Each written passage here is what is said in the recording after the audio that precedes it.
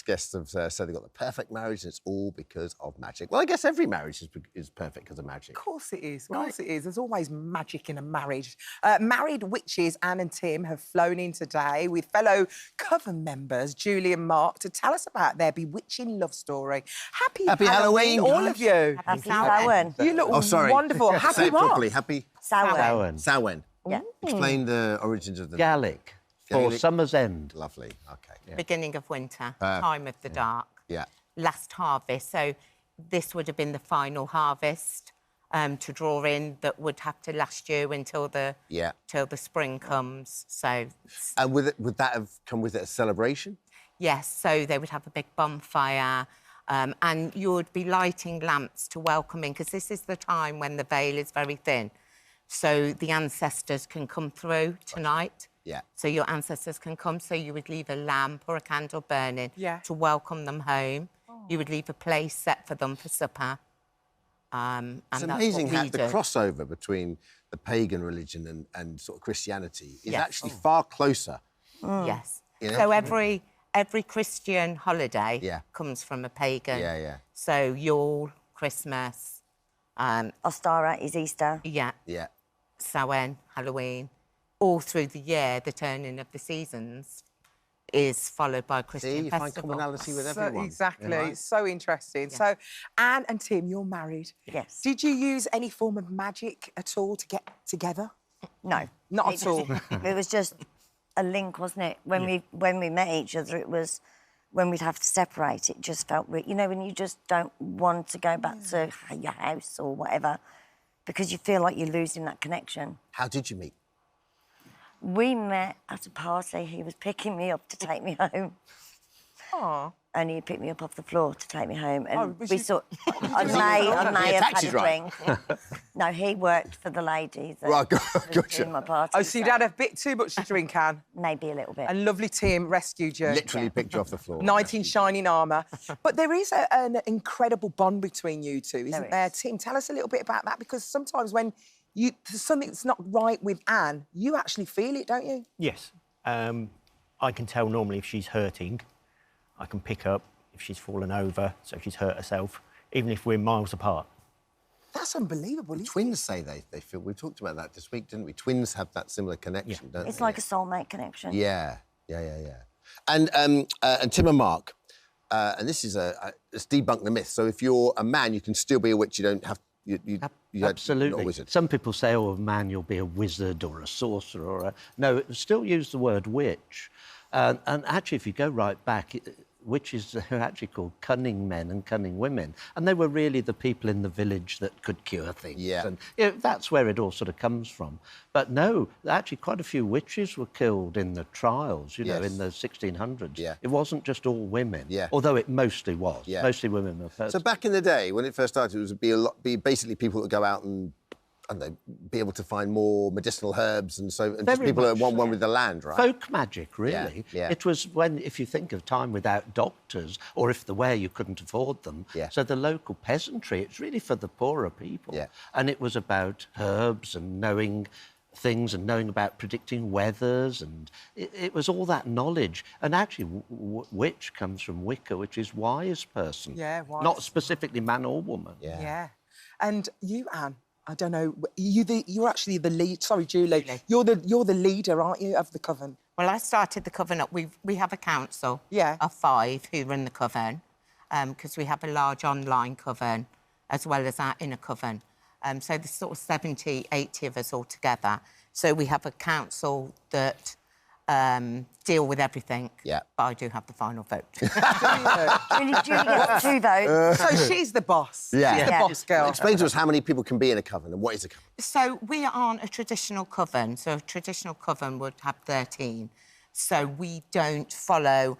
that would mainly be a Wiccan coven, which is sort of the religious part of witchcraft. We aren't religious. We are just eclectic witches. Yeah. And we follow the old ways, so the healing, the herbs. We don't follow a particular thing. Everyone does their own thing, and we come together to celebrate the full and the new moons and the Sabbats, which are the festivals like Samhain. What's the online sort of stuff like? Would people just zoom into you? Or? So we have an online coven. They ask to join. We check them out to make sure that they are... How do you do that? Well, we sort of Google their names and addresses. We do. It's foolproof. We do an intense search. We make sure that they are who they say they are, because at the end of the day, we need to protect our other coven members that are new to the craft. You're like a spy as well. Yeah. Witches and Witches spies. and spies. Brilliant. There's a lot of secrecy surrounding being a witch, though. And there was a point, we were talking to Julie, and Julie was saying about the fact that you had to come out and tell people. There was a moment in your life where you thought you needed to tell people. Yeah. So when I was very young, obviously I'm 61, so when I was young, there was no internet, there was no social media. So when you wanted to learn about witchcraft, you went to a library or you ordered a book. Yeah. And then in the 80s, it was very difficult to be witch or pagan. The stigma. Yeah, the stigma was not good. You could have your children taken off you, you would not have got a job. Wow. It was very difficult. So I just kept myself to myself and did my own thing.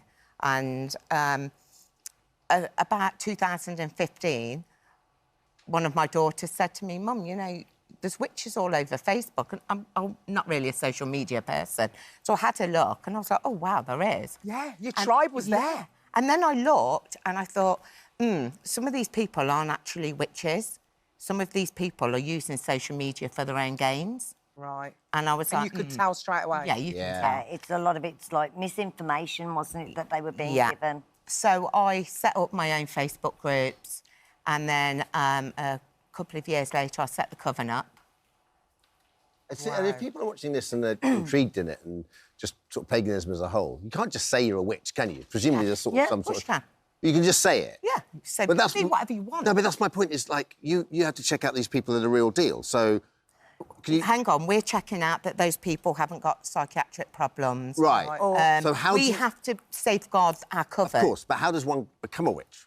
Well, you just start learning. So first of all, you can read our book, which is called "So You Think You're a Witch," which we've left you a copy each in your dressing room. I know, just that mysterious thing. And we Was it glowing? Exactly. What's the most popular spell that everyone asks for? Well, normally they ask for a hex or a love spell. So a hex is where somebody has done something to you and you want to get some revenge on them. Oh. So... And it is just a short, sharp shock, really, the hex is. It's not an everlasting. So a very popular one is give somebody nightmares.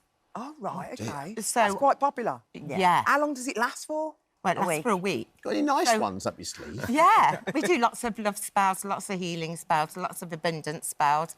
People who need a bit of help, we send good luck spells. There we go. We get a lot of people gossiping about us. Can you do a spell about that? Yeah, I can do you a spell to stop people gossiping. Oh, if that's what you want. Yes, Yes, please. come on, let's do a Thanks, gossip Anne. spell. OK, So, gossiping about you've us, got a pen Dermot. and a piece of paper. On your piece of paper, I want you to write down the name of the person quite a few gossiping people out about you.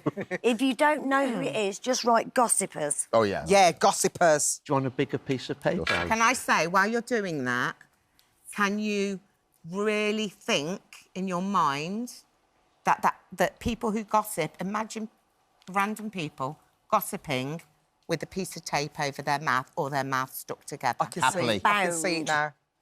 And you need to focus don't very fold it strongly yet. on that. Oh, sorry. Unfold it, because you've taken it away. You need to fold it away from you 3 times. Away from you. Yeah. Away from you. Not towards you, because you want to take it off, not bring it in. 3 times. OK, and then pop that in the jar. There you go, Dermot. this is Alison. No fire involved in this. No fire involved. I wanted the one with the bit of fire. We weren't allowed to bring candles. Was you not? We got No. loads of candles. And I'm quite flammable, so it could be dangerous. OK, so this is valerian root, which just helps. Where'd you get that from? And Oh, we... I think that's burdock root. Oh, it's the wrong spell. No. What have we done? No, it's the right burdock spell. root, It's which is burdock root. correct, because that will glue the mouth of somebody That's it. together. It gums their mouths together. Yeah, glue That's it. me reading the wrong scribble. No worries, my love. Thank you. We brought a few, so there's herbs for all different This is so spells. good. And this is slippery elm, which is, again, we've just shoved it in the mugwort bag. And again, that helps bind their mouth to stop them gossiping. Oh, can't wait for this.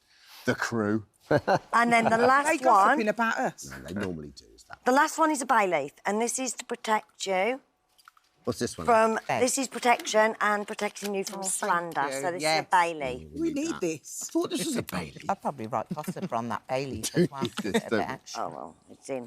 And then So what do put the lid on your jar, Yeah. and then Yeah. we're going to do a chant over our jar. Awesome. So hold your jar and focus on that person's mouth being Yeah. tied. And we're going to say, tongue that wag, be still. Tongue that wag, be still. By root and leaf, silence ill. By root and leaf, be still. Silence ill. Silence ill. Do you want to do it Do you again? want to do that Yeah. again? Yeah, have I done it wrong? No. Tongue that wag, be still. Tongue that wag, be still. By root and leaf, silence ill.